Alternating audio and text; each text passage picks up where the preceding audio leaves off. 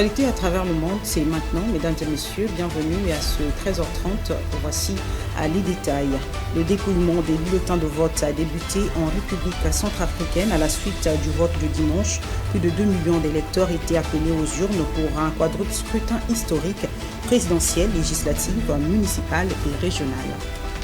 Le décompte des voix à l'élection présidentielle en Guinée a débuté et les premiers résultats sont attendus lundi selon la Direction générale des élections.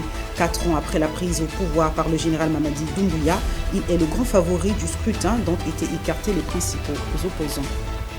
Le Royaume-Uni restreint les visas pour la République démocratique du Congo et annonce des accords de retour des migrants avec l'Angola et la Namibie. Le ministère britannique de l'Intérieur a annoncé ces mesures dans un communiqué publié samedi soir.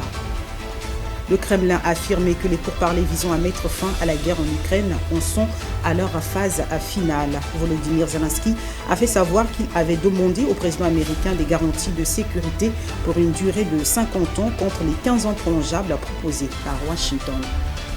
Lundi 29 décembre, la Chine a lancé des exercices de grande envergure avec un tir à munitions aériennes, la simulation de blocus de ports stratégiques taïwanais, provoquant une riposte immédiate de l'armée taïwanaise.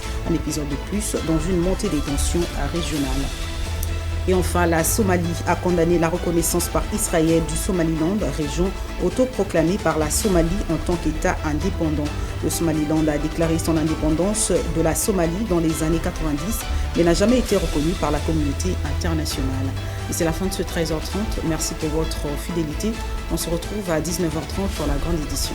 À tout de suite.